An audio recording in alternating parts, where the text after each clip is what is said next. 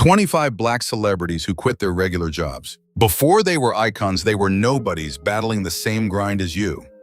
Imagine getting fired from 15 jobs like Nicki Minaj, or living in a car while delivering food like Lizzo. From Oprah's humble newsroom shifts to J. Cole's soul-crushing debt collection calls, these legends didn't just escape the ordinary, they used it as fuel to conquer the world. On Black Excellence Legends, we're stripping away the glitz to reveal the grit. Are you ready to witness the raw truth behind the greatness? Subscribe now and hit the bell to see how the world's biggest stars built empires from absolute zero. Do not miss a single legend. Charlemagne the God. Before he became the Prime Minister of Culture and a central pillar of modern radio, the man-born Leonard McKelvey was navigating a much grittier reality in Moncks Corner, South Carolina. Charlemagne's path to the Radio Hall of Fame wasn't paved with immediate gold. It was forged in the fires of local struggle and a series of legal setbacks that could have easily derailed a less determined spirit. His early years were defined by the hustle, a period where he faced multiple arrests while trying to find his footing in a world that offered few exits for a young black man in the South. The pivotal shift occurred when he secured an unpaid internship at Z93 Jams in Charleston. While many view internships as mere coffee runs, Charlemagne treated the station like a battlefield for his future. He wasn't just observing, he was absorbing the mechanics of broadcasting, learning how to manipulate the airwaves to provoke thought and reaction. This period of regular employment was less about a paycheck and more about proximity to power. His relentless drive eventually caught the eye of media titan Wendy Williams, who invited him to New York to serve as her sidekick. This was the ultimate litmus test for his unfiltered brand. By the time he co-founded The Breakfast Club in 2010, Charlemagne had transformed his past eye-level jobs and street lessons into a formidable interview style. He brought a raw, unapologetic Southern energy to the New York market, challenging celebrities with the kind of blunt honesty that usually happens behind closed doors. His journey from a local intern to a global media mogul proves that a regular job is often the most critical classroom for those destined to lead the conversation. Megan Thee Stallion. Long before she was a multi-platinum powerhouse, and the commander of Hot Girl Summer, Megan Jovan Ruth Pete, was balancing a grueling double life in Houston, Texas. Unlike many who abandon their civilian obligations the moment fame flickers, Megan maintained a rigorous commitment to her education, proving that her stallion persona was built on a foundation of intellectual stamina. While her peers were solely focused on the spotlight, Megan was clocking into part-time shifts at a local fast food restaurant and navigating the high-pressure environment of a telemarketing firm. These roles weren't just about survival, they were the grit behind the glamour. Working as a telemarketer required a specific type of vocal endurance and the ability to handle constant rejection skills that arguably prepared her for the cutthroat nature of the music industry. During the day, she was a dedicated student at Texas Southern University, pursuing a degree in health administration. She often shared that her drive to graduate was fueled by a promise to her late mother and grandmother, who were her biggest inspirations. Between classes and shifts, she would retreat to her car or local studios to record the freestyle videos that would eventually set the internet ablaze. Her breakthrough with the Tina Snow mixtape in 2018 marked the end of her regular job era, but not her academic one. Even as she ascended to global stardom, winning Grammys and topping the Billboard charts, she remained a part-time student, eventually walking across the graduation stage in 2021. Megan's story is a masterclass in multitasking. It illustrates that you don't have to sacrifice your personal growth or your roots to conquer the world. She didn't just quit her day job, she outworked it until her passion became her primary enterprise. Issa Rae. Before, she redefined modern television with Insecure. Issa Rae was a master of the side hustle culture in Los Angeles. Her journey is a blueprint for the digital age, proving that a day job doesn't have to be a dead end. It can be the venture capital for your dreams. To keep her creative ambitions afloat, Rae navigated a series of unglamorous roles, including a stint as a telemarketer and a position as a library assistant. These jobs provided the financial stability needed to fund her early independent projects, but more importantly, they offered a front-row seat to the mundane, awkward, and hilarious human interactions that would later become her signature comedic style. The birth of her hit YouTube series, The Misadventures of Awkward Black Girl, happened in the cracks of her schedule.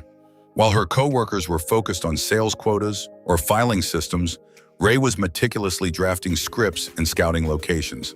She utilized her regular income to purchase basic camera equipment and pay her friends in pizza to act in her sketches. Her life as a struggling assistant wasn't a distraction. It was the laboratory where she experimented with a fresh perspective that the mainstream media had long ignored. She didn't wait for a seat at the table. She used her paycheck to build her own. When HBO eventually came calling, it wasn't just because of her talent, but because of the consistency she maintained while working a 9-to-5. She demonstrated an incredible work ethic, transitioning from the frustrations of a telemarketing headset to the creative control of a showrunner. Issa Rae's trajectory serves as a powerful reminder for any aspiring creator. Your current employer is simply a silent investor in your future empire. She successfully pivoted from the anonymity of an office cubicle to becoming a major influence in Hollywood, proving that being awkward and hardworking is a formidable combination for success. Kevin Hart. Long before Kevin Hart was filling football stadiums with laughter or dominating the global box office, he was perfecting the art of the pitch in a much more humble setting, a shoe store in Brockton, Massachusetts. To the average observer, Kevin was just a high-energy clerk fitting sneakers. But in his mind, he was refining the comedic timing and charismatic persuasion that would eventually make him a mogul. He didn't just sell footwear, he treated the sales floor as a gymnasium for his personality. Kevin famously joked that he aimed to be the greatest sneaker salesman in the world, a mindset of total commitment that would later define his hustle harder philosophy in entertainment. Working in retail provided Hart with an endless gallery of characters and high-pressure social situations. Dealing with difficult customers taught him how to read a room and pivot his energy essential skills for any stand-up comedian facing a tough crowd. After clocking out from his shift, he would drive to Philadelphia or New York, often performing for small audiences at local clubs where he was occasionally booed or met with indifference. The rejection he faced at a shoe counter was nothing compared to the early setbacks of his comedy career, but it built the thick skin necessary to survive the industry's harshest critiques. His transition from the stockroom to the spotlight wasn't instantaneous. He spent years in the grind phase, taking small roles and improving his craft while remembering the discipline of his sales days. Today, as one of the highest-earning entertainers globally, Hart still operates with the urgency of that hungry salesman in Brockton. He didn't just leave his job behind, he carried the work ethic of the retail floor into every production meeting and world tour. His story is a powerful testament to the fact that greatness isn't about the job you hold, but the intensity with which you pursue the job you want. Oprah Winfrey. Long before she was a global billionaire and the ultimate arbiter of American culture, Oprah Gail Winfrey was a determined teenager breaking racial and gender barriers in the broadcast booths of Nashville, Tennessee. Her ascent to become a media mogul didn't begin in a high-rise executive suite, but at WVOL, a local radio station where she worked part-time during her high school years. At just 17, Winfrey was already demonstrating a precocious vocal command and an innate ability to connect with listeners, earning a job as a newsreader. This regular job was far from the glamorous talk show sets the world would later associate with her. It was a gritty, disciplined training ground where she learned the technical rigors of live broadcasting. By the age of 19, while still a student at Tennessee State University, Oprah made history as the youngest and first African-American female news anchor at Nashville's WLAC-TV. While the role of a news anchor demanded a stoic, detached delivery, Oprah's natural inclination toward empathy and emotional storytelling often bubbled to the surface. She wasn't just reciting headlines, she was feeling them. This tension between traditional journalism and her authentic self eventually led her to Baltimore and finally to Chicago, where she took over a low-rated morning show. Her transition from the rigid structure of news reporting to the free-flowing intimacy of talk shows was the catalyst for a cultural revolution. Oprah's early career as a news anchor provided her with the journalistic credibility and the professional stamina to build Harpo Productions. She used her regular background in local news to master the art of the interview, transforming the medium from a platform for spectacle into a space for profound personal growth and social change. She didn't just quit the newsroom. She expanded its boundaries, proving that a career started in a local booth can eventually resonate across the entire planet. Her journey remains the gold standard for using a conventional career path as a launchpad for an unconventional legacy. Mike Tyson. Long before Mike Tyson became the baddest man on the planet and the youngest heavyweight champion in history, his life was a chaotic struggle for survival on the unforgiving streets of Brownsville, Brooklyn. Unlike other celebrities whose regular jobs involved retail or offices, Tyson's early work was dictated by the harsh necessity of the streets. Before he reached the age of 12, he had been arrested dozens of times for petty crimes and street altercations, leading many to believe he was destined for a life behind bars. His primary environment wasn't a classroom or a storefront, but the Tryon School for Boys, a juvenile detention center that served as the final crossroads for troubled youth. It was within the confines of this institution that Tyson found his first real employment, a rigorous forced discipline that traded street chaos for the structured violence of the ring. Under the guidance of Bobby Stewart, a counselor and former boxer, Tyson was introduced to the grueling labor of pugilism. This transition was less about a paycheck and more about a psychological overhaul. He traded the aimless energy of a street enforcer for the calculated precision of an athlete. When he was eventually introduced to the legendary Cus D'Amato, Tyson's job became a 24/7 apprenticeship.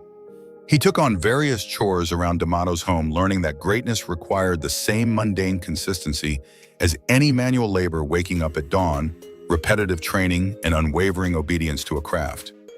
Tyson's early years taught him that the ultimate job is the mastery of oneself. The grit he acquired while doing chores for D'Amato and training in freezing gyms provided the foundation for his explosive professional debut in 1985. He didn't just escape the streets. He repurposed the survival instincts he honed there into a terrifyingly efficient career. Mike Tyson's journey is a stark reminder that even the most turbulent beginnings can be redirected through the labor of discipline, proving that the hardest job you will ever have is transforming your own destiny. Serena Williams. While the world knows Serena Williams as arguably the greatest athlete to ever pick up a racket, few realize that her drive for mastery extended far beyond the baseline. In 2009, at the height of her athletic dominance, Serena pivoted into a surprisingly domestic realm, the world of professional nail care. While recovering from a knee injury that sidelined her from the WTA Tour, she didn't just sit idle. Instead, she enrolled in a rigorous 240-hour certification course to become a licensed nail technician. This wasn't a celebrity publicity stunt.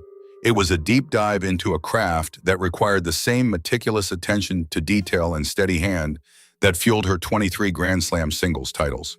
For Serena, the job of a nail technician offered a unique psychological reprieve from the high-stakes pressure of professional tennis.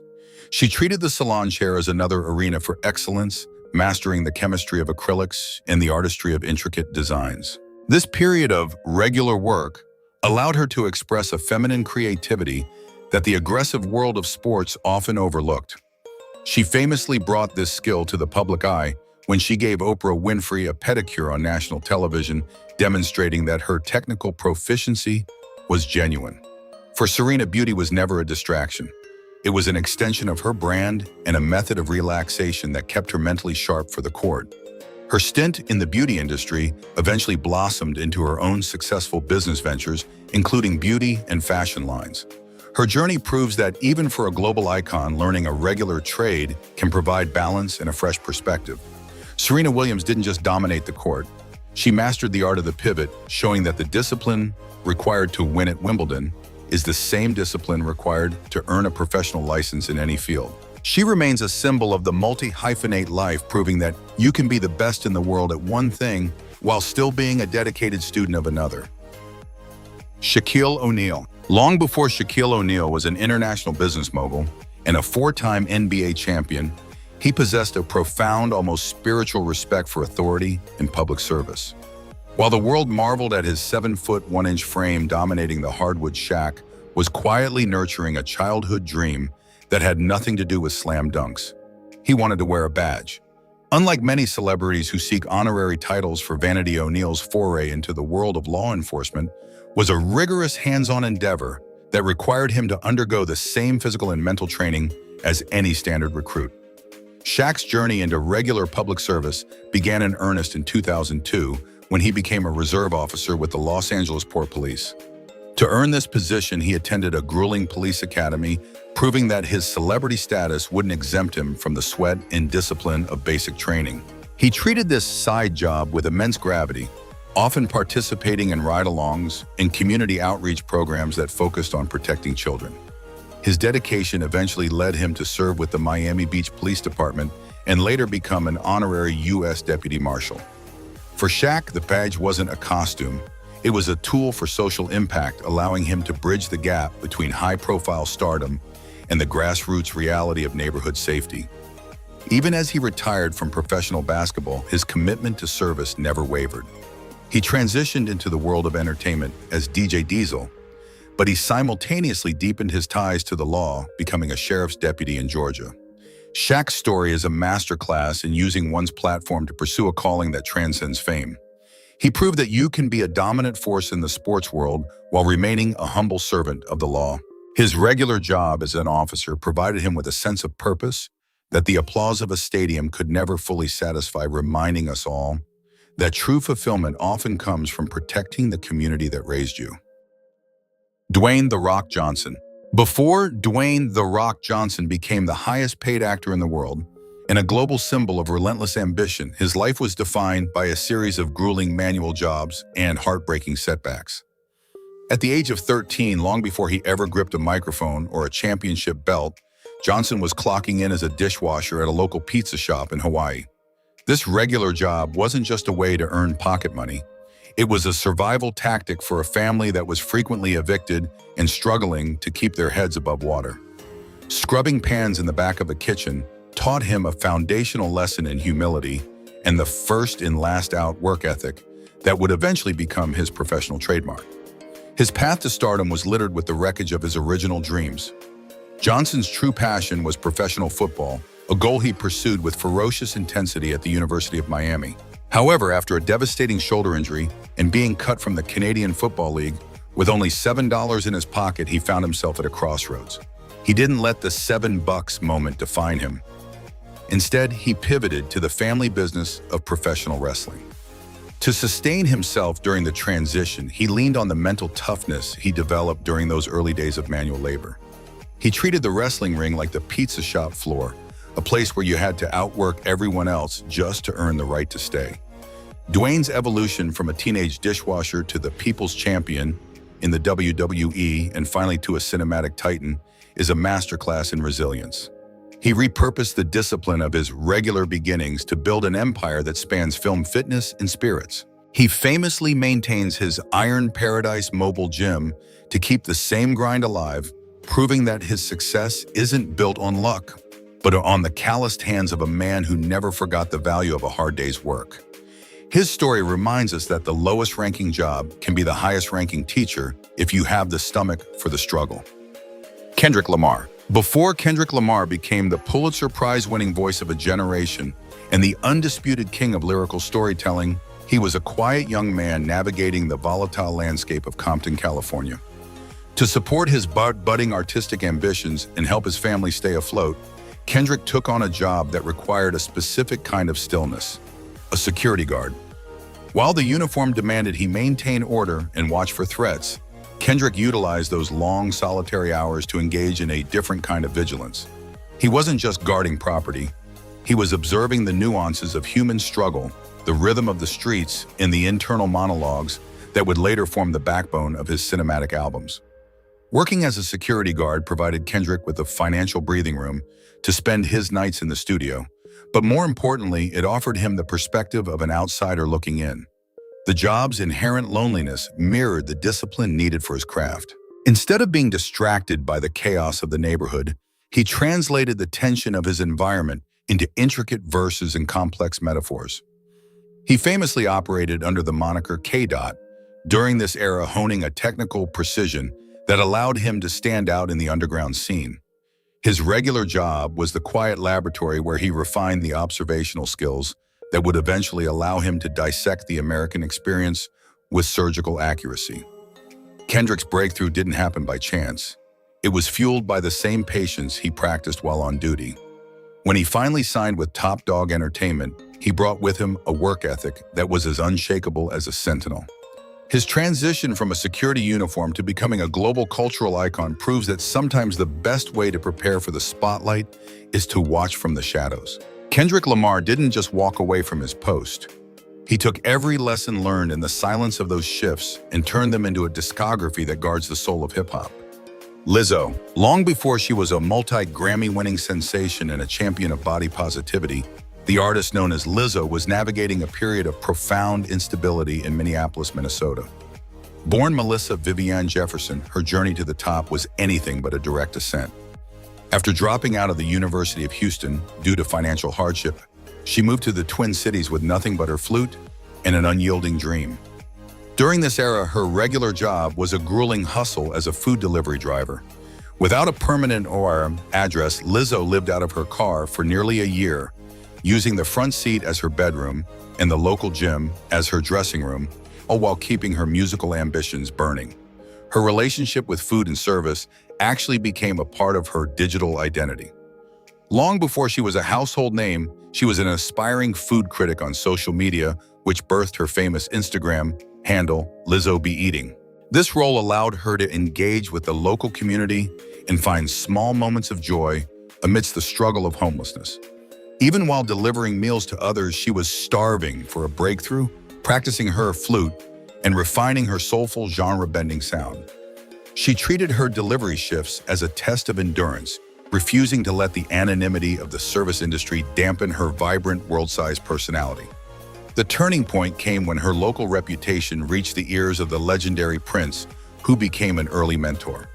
Her transition from sleeping in a Subaru to performing at the world's biggest arenas is a masterclass in persistence. Lizzo didn't just survive her days as a delivery driver. She used that period of hunger to fuel the unapologetic confidence that defines her music today. Her story is a powerful reminder that where you lay your head at night does not dictate where you will stand in the future.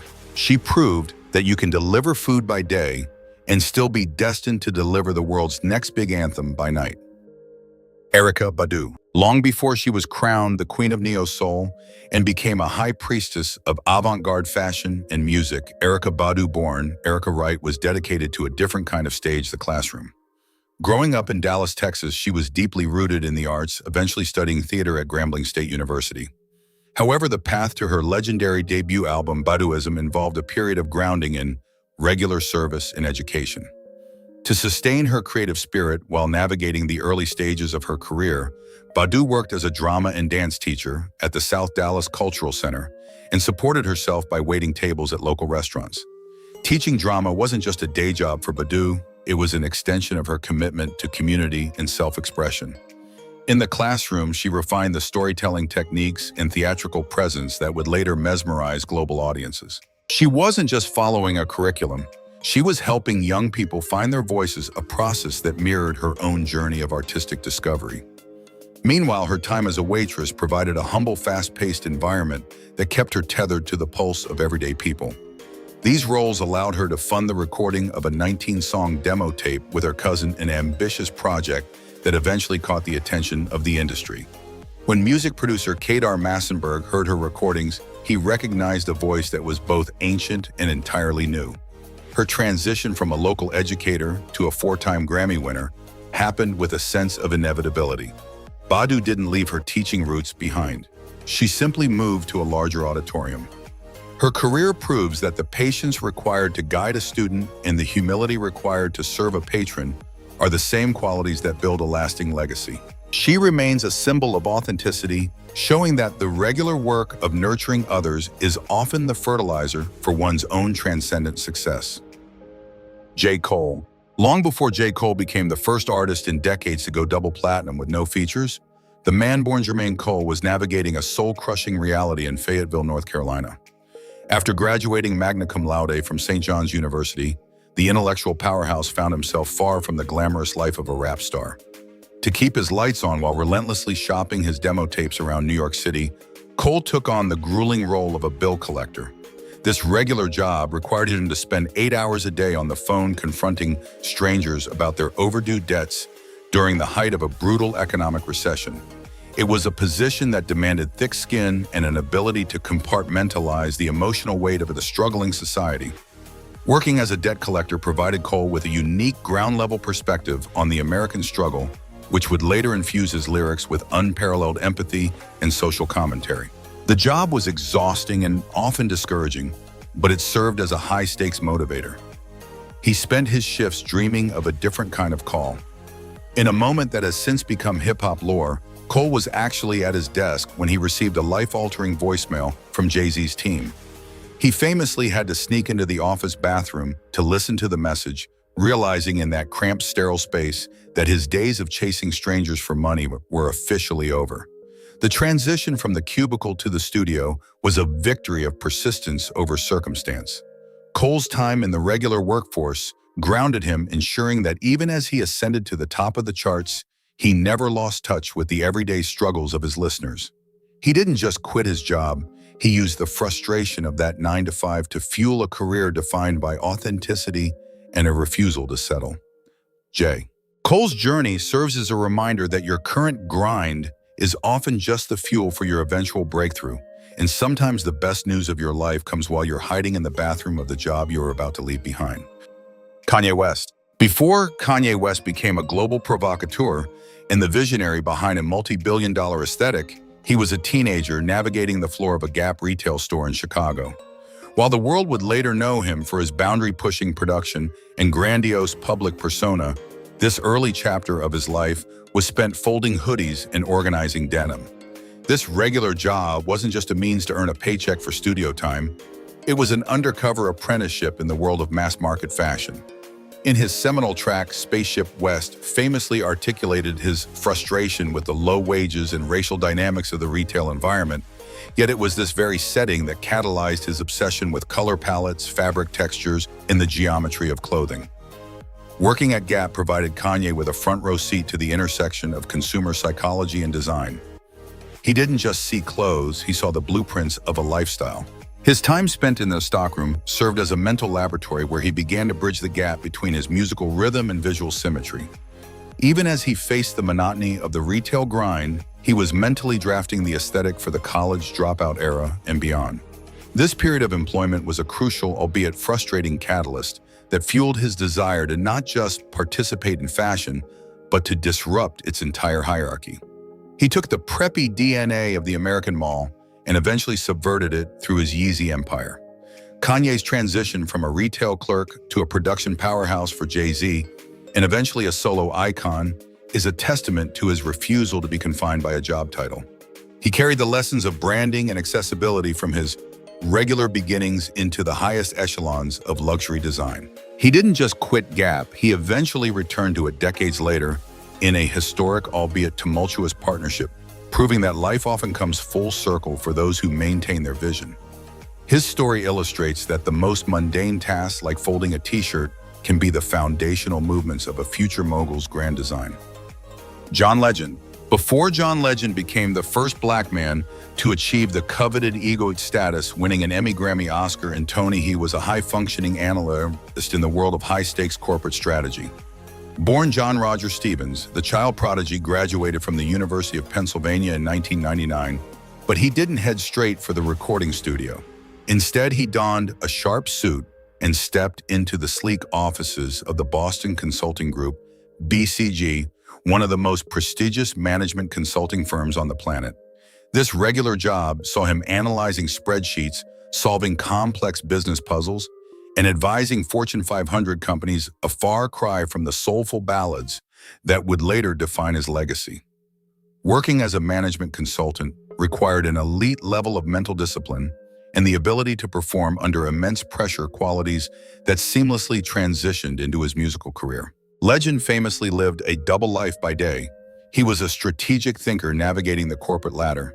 By night and on weekends, he was a starving artist, hauling his keyboard to nightclubs and basement venues across New York City. He utilized his corporate salary to fund his own demos and pay for his early studio time, effectively becoming the venture capitalist of his own artistic dreams. This wasn't just a job, it was the financial engine that allowed him to maintain creative independence while he honed his craft. The pivotal shift occurred when his talent caught the ear of Kanye West.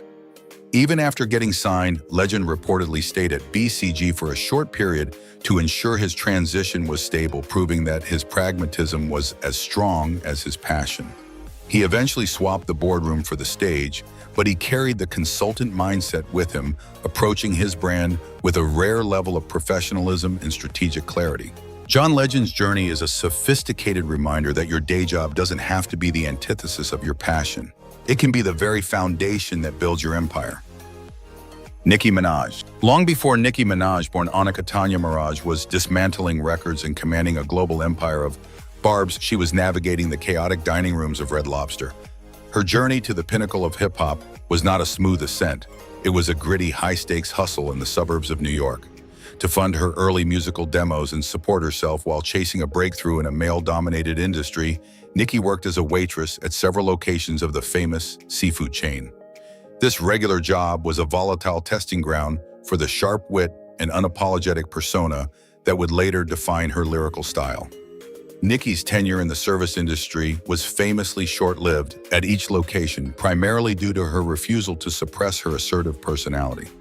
She has often shared a story of being fired after she chased a couple out of the restaurant and into the parking lot because they took her pen and failed to leave a tip. This incident wasn't just a moment of retail frustration. It was an early manifestation of her no-nonsense brand.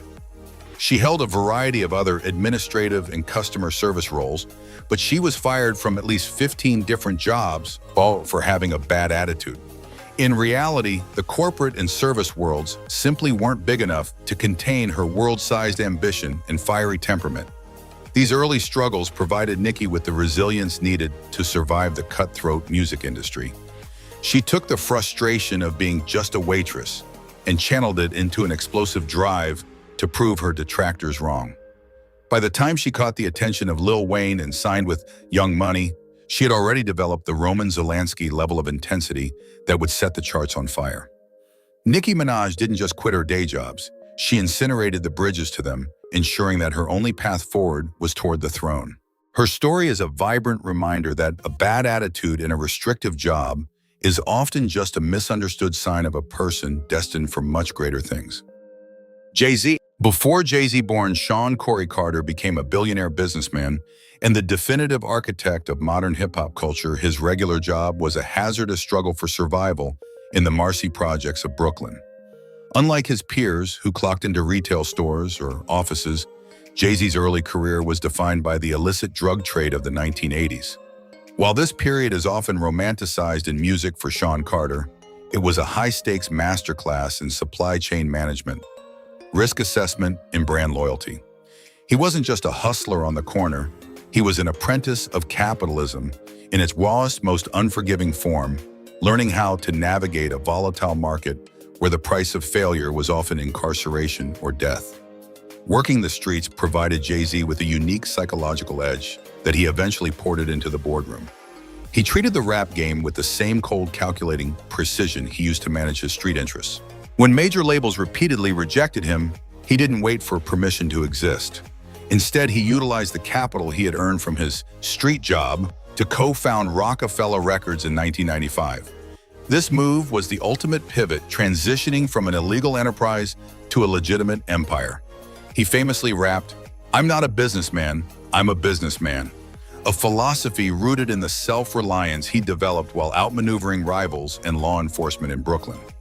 Jay-Z's evolution from a street-level dealer to a global icon with interests in tech, sports, and spirits is a testament to the power of redirected ambition. He took the organizational skills and the hustler's spirit of his youth and used them to dismantle the glass ceilings of corporate America. He didn't just leave the streets behind, he brought the lessons of the streets to the highest echelons of global finance. His story is a profound reminder that talent can be found in the most overlooked places, and that the skills required to survive a regular job in the projects can eventually build a legacy that changes the world. Viola Davis. Before Viola Davis became the first Black actor to achieve the triple crown of acting, winning an Oscar, an Emmy, and a Tony, she was forged in the fires of extreme poverty in Central Falls, Rhode Island. To the world, she is a titan of the screen, But her early years were defined by a visceral struggle for basic dignity. To support her education and help her family survive, Davis worked in a factory and as a telemarketer. These regular jobs were not mere footnotes. They were grueling, repetitive environments that tested her stamina long before she ever faced the pressures of a Broadway stage or a Hollywood set. Working in a factory provided Davis with a first-hand look at the relentless, unglamorous labor that sustains the American working class. Watching her mother toil in a similar environment instilled in her a no-excuses work ethic that would later become her professional signature. As a telemarketer, she had to master the art of vocal persuasion and emotional resilience, facing constant rejection over a headset. While her peers in acting school might have had the luxury of focus, Viola was navigating an existential crisis of meaning, using her shifts to fund her studies at Rhode Island College and eventually the Juilliard School. She didn't view these realms as distractions. She viewed them as the grit required to polish her diamond-sharp talent. Viola's breakthrough didn't arrive until her mid-40s with the film Doubt, but she brought decades of lived experience to that single powerhouse scene. She carried the weight of the factory floor and the persistence of the telemarketing booth into every character she inhabited, from The Help to Fences. She didn't just quit her day jobs. She honored them by giving a voice to the invisible women who work them every day. Viola Davis's journey is a profound testament to the fact that your current struggle is the very soil in which your greatness is growing. She proved that a woman who can survive the monotony of a factory line is a woman who can conquer the world's most prestigious stages. Tyler Perry. Before Tyler Perry became a billionaire media mogul and the first African-American to independently own a major film studio, his life was a harrowing odyssey of survival and artistic obsession. Growing up in a turbulent household in New Orleans, Perry's early adult years were defined by a series of low-wage regular jobs that barely kept him afloat. To fund his burning desire to write and produce theater, he worked as a bill collector and a used car salesman. These roles forced him into the front lines of human desperation and negotiation experiences that would later provide the emotional depth for his iconic stage plays and films. The transition from a bill collector to a creator was marked by extreme hardship. In the early 1990s, Perry scraped together $12,000 to stage his first play, I Know I've Been Changed. The production was a commercial failure, leaving him completely destitute. For several years, Perry experienced intermittent homelessness, living out of his car and washing up in hotel bathrooms. His job at that point was simply surviving while refining his scripts. He refused to return to a traditional career path, choosing instead to double down on his vision. He treated the struggle as a divine test, believing that the stories he was telling about abuse, forgiveness, and Black joy were too important to abandon. His perseverance eventually shattered the glass ceiling of the entertainment industry. When he finally found success in 1998 at Atlanta's House of Blues, the momentum was unstoppable. He didn't just quit his day jobs. He built a 330-acre studio empire that provides jobs for thousands of others. Tyler Perry's story is the ultimate testament to the power of self-belief. He used the rejection and poverty of his early years as the blueprints for an industry-changing legacy, proving that you can start by selling cars and end up owning the entire lot in the studio that films it. Leslie Jones. Before Leslie Jones stormed onto the set of Saturday Night Live and redefined high-energy comedy, she was a warrior of the regular workforce in Memphis and Los Angeles. While many young stars find fame early, Leslie spent decades in the trenches of ordinary labor to fund her dream of making people laugh. Her most grueling stint was as a worker at UPS, a job that required a specific kind of physical and mental toughness. Tossing heavy packages and navigating the relentless logistical demands of the shipping giant wasn't just a way to pay the rent. It was a masterclass in discipline and perseverance that prepared her for the cutthroat world of stand-up comedy. The UPS warehouse was a far cry from the bright lights of Rockefeller Center. For Leslie, the regular job was a necessity that kept her grounded while she performed at local comedy clubs for little to no money. She used the grit she developed on the loading docks to fuel her fearless stage presence. If she could survive the exhausting manual labor of a shipping facility, she could survive a tough crowd at an Apollo amateur night. This period of working-class reality allowed her to find her authentic voice, a raw, unfiltered, and relatable perspective that resonated with everyday people because she was one of them for so long. Leslie's big break didn't arrive until she was 47 years old, a rarity in an industry obsessed with youth. She carried the stamina of a delivery worker into her SNL auditions, proving that age is just a number when your work ethic is unbreakable. She didn't just quit her day jobs. She graduated from them, bringing a grown woman perspective to the screen that Hollywood desperately needed. Her journey is a vibrant reminder that there is no expiration date on success. Leslie Jones proved that the years spent just working are never wasted. They are the years spent building the character required to handle the crown. Steve Harvey.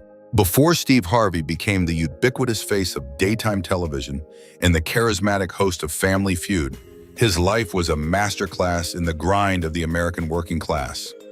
Born in West Virginia and raised in Cleveland, Harvey's journey to the spotlight was anything but a direct flight. To keep his dreams of performing afloat, he navigated a grueling series of regular jobs, working as an insurance salesman, a carpet cleaner, and even a mailman. These roles weren't just means to a paycheck. They were the observational laboratories where he studied the quirks, frustrations, and humors of everyday people material that would later form the foundation of his legendary stand-up career. The transition into full-time comedy was fraught with extreme hardship. In the mid-1980s, after a divorce and early career struggles, Harvey faced a devastating 3-year period of homelessness. He lived out of his 1976 Ford Tempo, using a cooler as a refrigerator and washing up in hotel bathrooms or gas station sinks. During this time, his job was simply survival. He refused to return to a traditional 9-to-5, believing that his breakthrough was just one punchline away. He carried the discipline of a mailman and the persuasive grit of a salesman into every amateur night and small-town gig, outworking his peers because he literally had no home to return to. His breakthrough finally arrived in 1990 when he became a finalist in the second annual Johnny Walker National Comedy Search, eventually leading to his iconic stint hosting It's Showtime at the Apollo. He didn't just quit his day jobs. He repurposed the exhaustion and lessons of those years into a multi-million-dollar media empire. Steve Harvey's story is a powerful reminder that overnight success is often the result of decades of unglamorous labor. He proved that you can go from cleaning carpets to owning the red carpet, provided you never let the dust of your current circumstances blind you to your future vision. Samuel L. Jackson. Long before Samuel L. Jackson became the highest-grossing actor of all time and the definitive voice of cool in Hollywood, he was navigating the complex social landscape of Atlanta, Georgia. After graduating from Morehouse College, Jackson didn't immediately step onto a film set. Instead, he committed himself to the front lines of community advocacy as a social worker. This regular job was a natural extension of his intense involvement in the civil rights movement. Working in the social sector demanded a high degree of empathy, psychological stamina, and an ability to navigate the systemic struggles of everyday people, traits that would later infuse his characters with a rare, grounded authority. Working as a social worker provided Jackson with a vast library of human behavior. He wasn't just filing paperwork. He was observing the raw tension, the resilience, and the linguistic nuances of individuals facing life's harshest realities. This period of civilian service served as a profound acting workshop in itself. However, the call of the stage was persistent. While maintaining his professional duties, he joined a local acting group to earn extra credit, a move that eventually led him to switch his major from marine biology to drama. He traded the security of a government-backed career for the uncertainty of the New Hour theater scene, spending years in the grind as a struggling actor and even a stand-in before his breakthrough. Jackson's legendary status didn't solidify until his mid-40s with Pulp Fiction, but he brought the weight of his social work background to every line of dialogue. He didn't just play characters. He understood their social context and their inherent struggles. He didn't just quit his day job. He evolved from a man helping individuals navigate their lives into an artist, helping the world understand the human condition. Samuel L. Jackson's journey is a masterclass in patience, proving that the time spent serving others is never lost. It is the very substance that creates a legendary and authentic presence. Danny Glover. Before Danny Glover became a household name through the Lethal Weapon franchise, or a revered figure in independent cinema, he was deeply embedded in the bureaucratic machinery of San Francisco. Long before he stood under the Hollywood spotlight, Glover's regular job was serving as a civil servant in the city's administration office. His focus wasn't on scripts or casting calls, but on community development. In this role, he worked on projects aimed at urban renewal and social advocacy, navigating the complexities of local government to improve the lives of marginalized residents. This wasn't just a paycheck for Glover. It was a practical application of his lifelong commitment to social justice and activism. Working within the city administration provided Glover with a profound understanding of systemic power and the slow, deliberate work of creating change. While he was dedicated to his civic duties, a simmering passion for the arts eventually led him to the Black Actors Workshop at the American Conservatory Theater. He balanced his 9-to-5 responsibilities with grueling evening rehearsals, treating his dramatic training with the same seriousness as his community projects. His transition from a municipal desk to the silver screen was driven by a desire to tell stories that reflected the human condition and the struggles for equality he witnessed daily in his administrative role. Glover's breakthrough came in 1979 with Escape from Alcatraz, but he carried the soul of a community advocate into every performance. He famously used his fame as a platform for global activism, proving that his time as a civil servant was the bedrock of his integrity. He didn't just quit his day job, he expanded his jurisdiction, moving from local city planning to global humanitarian efforts. Danny Glover's journey is a powerful reminder that professional skills, whether in policy or performance, are most potent when fueled by a genuine desire to serve the public good. He remains a rare example of an artist whose career is a seamless blend of civic duty and cinematic excellence. Tiffany Haddish. Long before Tiffany Haddish became a breakout movie star and a household name, she was honing her crowd control skills in one of the most stressful environments imaginable, the boarding gates of Alaska Airlines. Serving as a customer service representative, Haddish was the front line for frustrated travelers, delayed flights, and the logistical chaos of modern aviation. While most employees would buckle under the pressure of angry passengers, Tiffany treated the airport terminal as her first comedy club. She famously used her microphone to make lively, humorous announcements, turning a routine gate change into a moment of entertainment that left passengers laughing despite their travel woes. Working for the airline wasn't just a way to earn a paycheck, it was a daily masterclass in character study and improvisation. Tiffany's energetic personality and natural wit allowed her to diffuse high-tension situations, proving that humor is the ultimate tool for human connection. However, her unorthodox methods often landed her in hot water with supervisors who preferred a more traditional, stoic approach to customer service. Despite the occasional disciplinary friction, Haddish refused to dim her light. She used the terminal to build the confidence and stage presence that would later define her She Ready brand, learning how to win over an audience that was often exhausted and impatient. Her big break didn't arrive until the 2017 hit Girls Trip, but the resilience she developed at the airport was her secret weapon. She traded her airline uniform for red carpets, but she never lost the ground-level relatability that makes her a fan favorite today. Tiffany Haddish didn't just quit her day job, she launched from it, proving that even a gate agent can be destined for the stratosphere. Her journey serves as a vibrant reminder that no matter where you are working, your personality is your greatest asset, and if you can make a delayed passenger smile, you can make the whole world laugh. Whoopi Goldberg. Before Whoopi Goldberg became a global cultural icon, an EGOT winner, and the groundbreaking star of The Color Purple, she was a single mother in San Diego and New York, navigating some of the most surreal regular jobs in Hollywood history.